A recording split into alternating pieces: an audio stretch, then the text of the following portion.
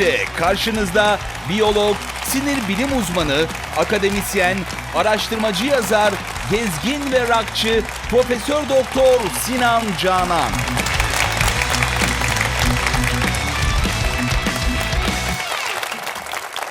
Merhaba sevgili dostlar, hepiniz hoş geldiniz. Efendim siz de ekranlarınızın başına hoş geldiniz. Sinan Canan'la Açık Beyin. Her cumartesi akşam olduğu gibi yine NTV ekranlarında çok şükür sizlerle beraber 102. bölümümüze gelmişiz efendim. Vallahi bayağıdır bir tane mevzuda bu kadar lafı ezmek de kolay bir şey değil ama sadece insanı konuşuyoruz. İnsanın dertlerini, insanın hayatını yani kendimizden bahsederek 102 bölümdür, 101 bölümdür buralara kadar geldik. Efendim bu bölümümüzde de yine sevgili stüdyo konuklarımızla nereye gideceğini çok kestiremediğim bir muhabbete başlayacağız. Çünkü bugünkü konu muhtemelen çok böyle su götürecek bir hamur oluşturacak aynı zamanda. Siz de stüdyoda bizlerle beraber olmak istiyorsanız açıkbeyin.com/ntv adresinde bir katılım formumuz var biliyorsunuz. Onu doldurarak en uygun zamanda burada misafirimiz olup sohbete katılabilirsiniz. Ama eğer gelemiyorum uzaktayım diyorsanız oradaki soru yorum bölümüne tıklayarak bize bütün sorularınızı ve önerilerinizi de gönderebilirsiniz. Biz de onları programımıza dahil etmeye çalışıyoruz. Efendim bugün 102. bölümümüzün konu başlığı özellikle herhalde benim yaş grubumu ekstra ilgilendiren ama hemen hemen hepimizin derdi olan bir mevzu. Neden bu kadar çok eşyamız var? Bu kadar çok eşya lazım mı? İnsan ne kadar eşyayla yaşar? Biz niye böyle deli deli alıp evlere biriktiriyoruz da arada bir onlardan kurtulmak için çok çaba sarf etmemize rağmen şu satın alma güdümüze bir engel olamıyoruz? Şöyle çok incelikli bir zaafımızı konuşmak üzere hazırsanız başlayalım efendim.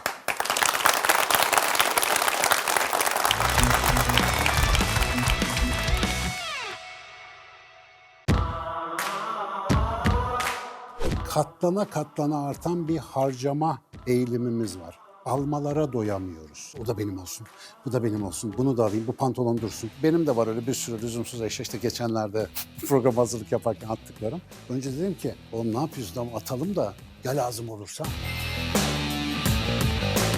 Sınırlı kaynakları olan bir dünyayı tüketmek akıllıca mı? Tüketici kertenkele gördünüz mü? Bir tek biz tüketiyoruz. Neyi? Dünyayı ve maalesef kendimiz. Tam olarak hayatın bize ne söylediğini anlamak için elimizde fazla biriktirdiğimiz malzemeye dikkatli bakalım. Parayla en güzel yatağı satın alabilirsiniz ama rahat bir uykuyu satın alamazsınız.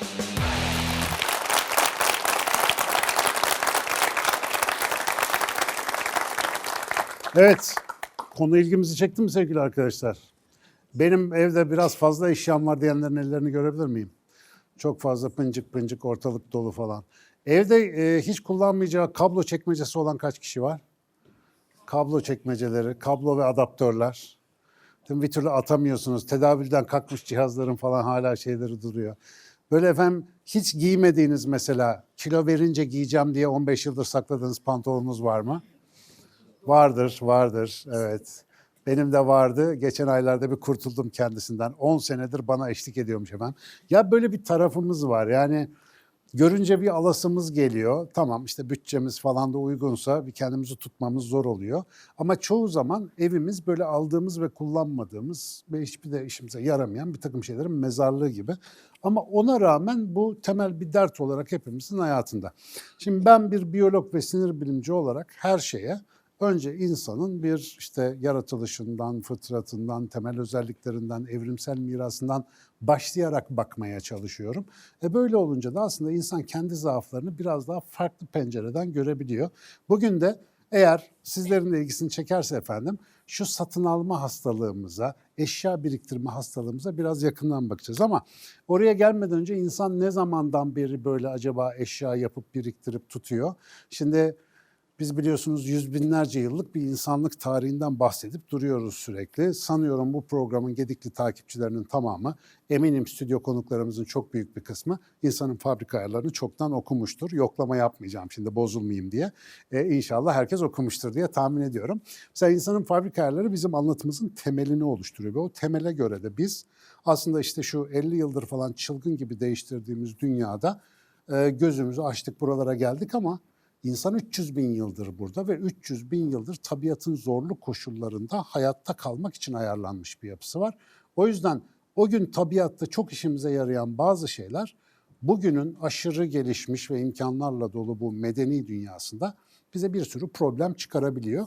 Aslında temelde bu problemleri konuşuyoruz. Bugün konuşacağımız konu da aslında muhtemelen atalarımızın hayatta kalması için çok gerekli bazı zihinsel ya da psikolojik özellikleri ya da ihtiyaçlarının bugünkü bizde pek işe yaramaz versiyonlarına dönüşmüş hali gibi gözüküyor. Mesela avcı toplayıcı duymuşsunuzdur. İnsanlar özellikle yüz binlerce sene doğada bizimki gibi böyle yerleşik şehirler, yerleşimler, medeniyetler olmadan, endüstriyel üretimler olmadan hayatta kalmak zorundalardı. Ne yapıyorlardı? Geziyorlardı, avlıyorlardı, oradan oraya göçüyorlardı. İşte bulurlarsa karınlarını doyuruyorlardı, bulamazlarsa muhtemelen sabrediyorlardı falan. Öyle bir yüz binlerce senelik bir macera var. Ve bunun içinde mesela düşünsenize bizim gibi pul koleksiyonu yapmaya kalksa bir atamız mesela.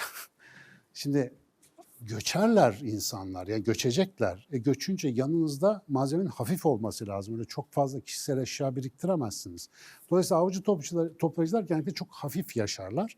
Muhtemelen yüz binlerce yıl önce de atalarımız öyle pek kişisel mülkiyete kafayı takmış insanlar olamazlardı. Hayatlarını sürdürebilecek kadar malzemelerinin olması yetiyor. Fakat bu antropolojik olarak insanın geçmişine baktığımızda bu bir sürü 20 sene falan oldu galiba. Bir buz adam diye bir fosil bulundu. Hiç onu duyan oldu mu? Bir ara dünya basınında da çok meşgul etmiş. Ötzi diye de bir isim koydular. Bulunduğu dağların isminden geliyor.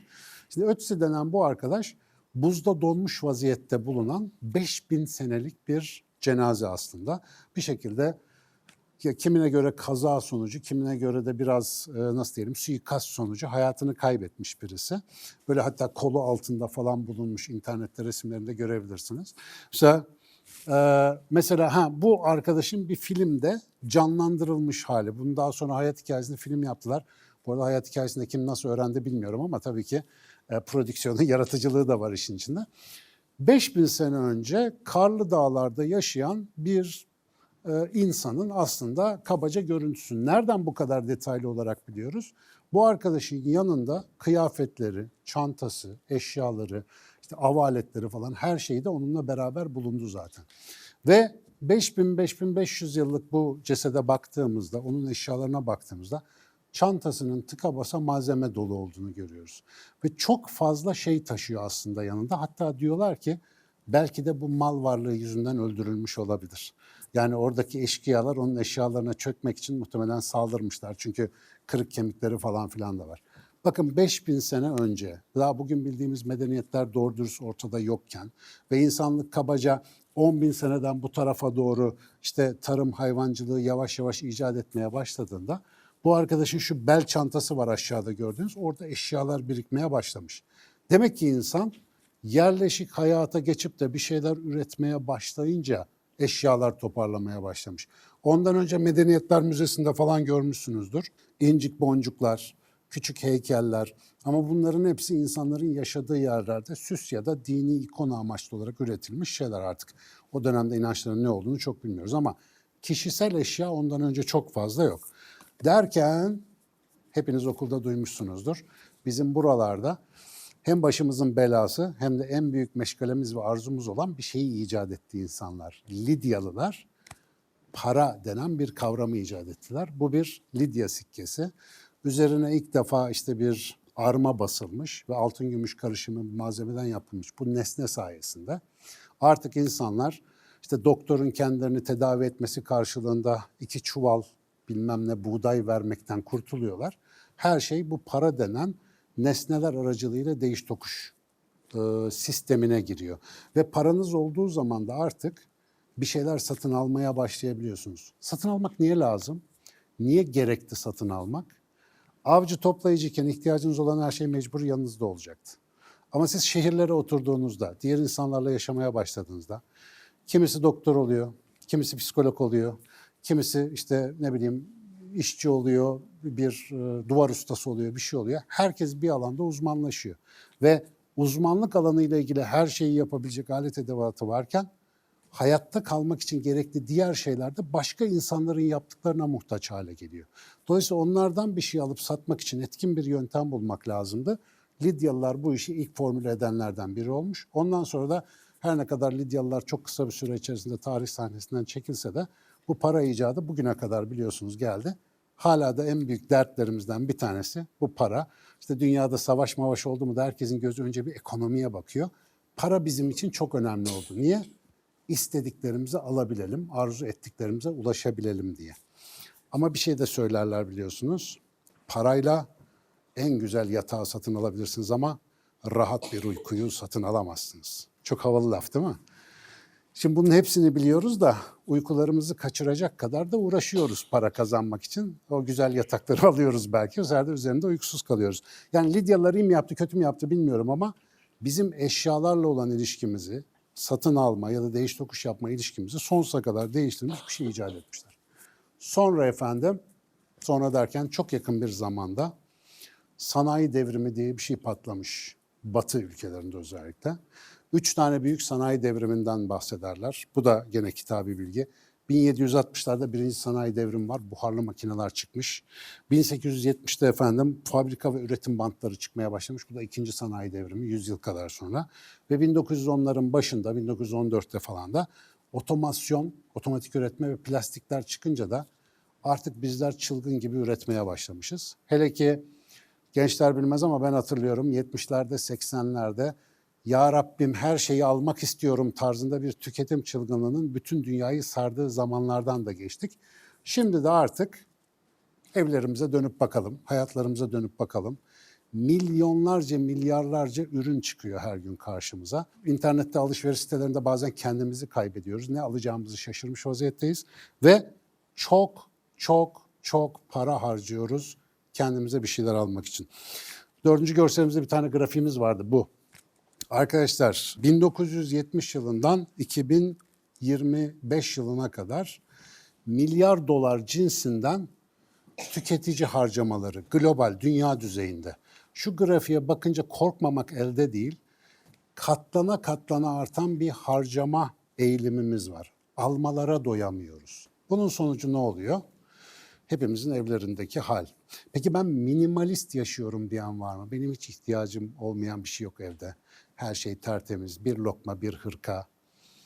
Bu pek kalmadı, ona da geleceğiz birazdan da. Bir de öyle bir akım var, o da bir tuhaf. Ama artık çok fena bir durumdayız. Sahip olmak. Sahip kelimesi bizde Arapçada sahabe diye de bildiğiniz arkadaş kelimesinden geliyor. Aslında biz sahip derken eşlik etmeyi kastediyoruz. Hiçbir şey bizim malımız, mülkümüz olmuyor aslında. Niye? Kefenin cebi yok. Ölüp gideceğiz yani. Neyimiz varsa burada bırakacağız. O yüzden sahip olmak bile bizim dilimizde mülk edinmeye hayır diyor. Öyle bir hayat değil aslında bu. Ama biz sahip olmanın anlamını biraz değiştirmişiz. O da benim olsun, bu da benim olsun, bunu da alayım, bu pantolon dursun, yanına bir tane daha koyayım, işte şunları atmayayım, bunları biriktireyim. Devamlı böyle bir hale geldik ve bu bizim şu anda içinde bulunduğumuz dünya ekonomisinin temel işleme prensibi. İhtiyacından fazla almasa kimse ne olurdu bir düşünün. Bittik. Bütün üretim durur. O telefonlar, işte cihazlar, bilgisayarlar hepsi patladı gitti. Demek ki bu iyi bir şey. Öyle mi acaba? İyi mi kötü mü? İyi diyenlerin ellerini göreyim. Tüketmek iyidir ya, güzeldir. Tüketmek lafı arkadaşlar bir tuhaf değil mi ya? Tüketmek. İngilizcesi de işte consume diyorlar. Yakarak tüketmek anlamından geliyor consume İngilizce'de. Bizde de bitirip tüketme yani. Sınırlı kaynakları olan bir dünyayı tüketmek akıllıca mı? Kertenkeleler bunu yapıyor mu mesela? Tüketici kertenkele gördünüz mü? Zürafaların bir tüketim şeyi var mı derdi. Yiyorlar, içiyorlar, dengeci. Bir tek biz tüketiyoruz. Neyi? Dünyayı ve maalesef kendimizi. Tam bu noktada biz neden depoluyoruz? Arkadaşlar atalar yüz binlerce sene doğada yokluk için yaşamışlarsa çok üzgünüm ama hepimizde kıtlık bilinci var varsayılan olarak. Hepimiz bir kıtlık bilincindeyiz. Mesela bende sofrada çok güzel gözüküyor. Ben mesela sofrada bir türlü kendime hakim olamıyorum. Hele iftar sofrası falan Allah vermesin. Sanki önümden kaçıracaklarmış gibi. Mesela birçok insan da benim gibi bir şikayetçi bundan. Ama bazıları yemekte kontrollü de alışveriş merkezlerinde kontrolü kaybediyor. Patron çıldırdı indirimlerini görünce 1 milyoncu da bilmem ne herkes aklını kaybedebiliyor. Alayım lazım olur.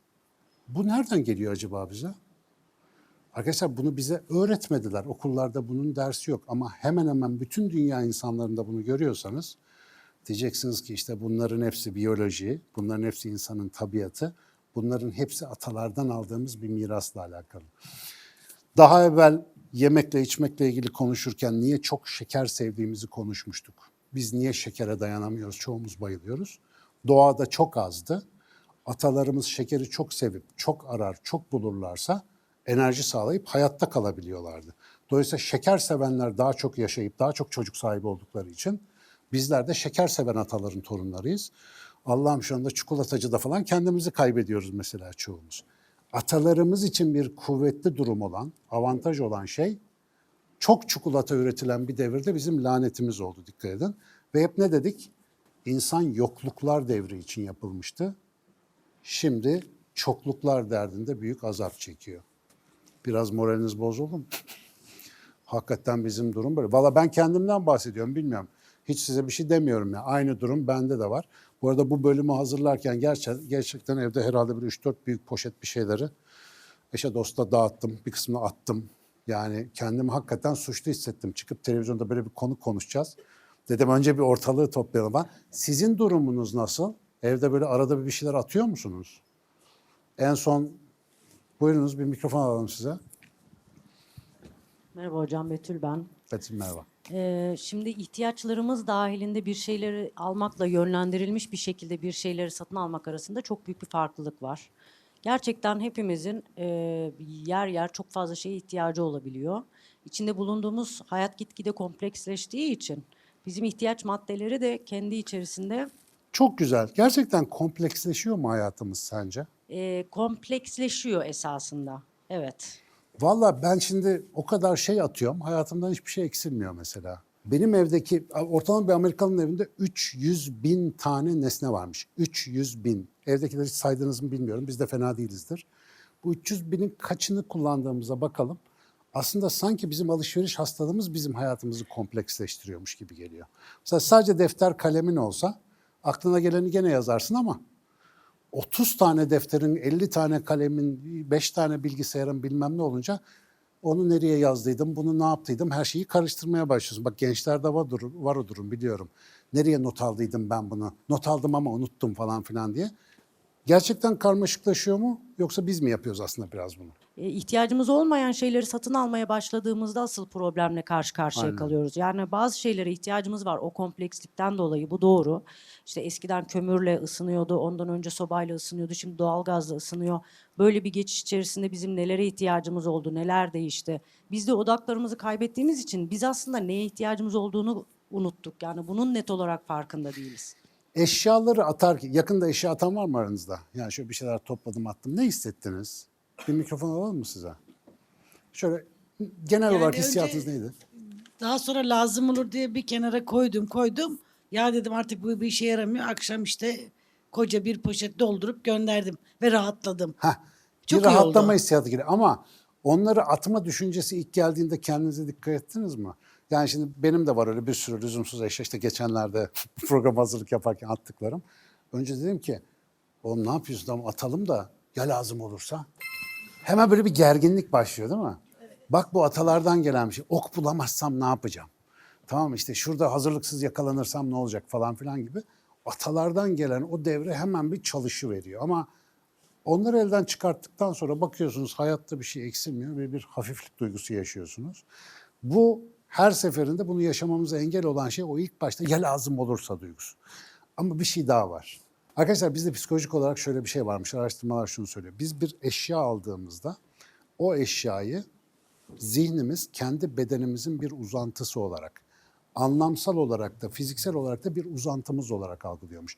Otomobil kullananların iyi bildiği bir şey var. Mesela ustalaştığınız zaman geri geri manevra yaparken ya da bir dar bir yerden geçerken bile bayağı vücudunuzla nasıl hareket ediyorsanız beyniniz öyle çalışır. Gerçekten de beyin görüntülemeleri yaptıkları zaman usta sürücülerin beyinlerindeki beden haritası arabaya bindikleri zaman arabayı da alacak şekilde genişliyor.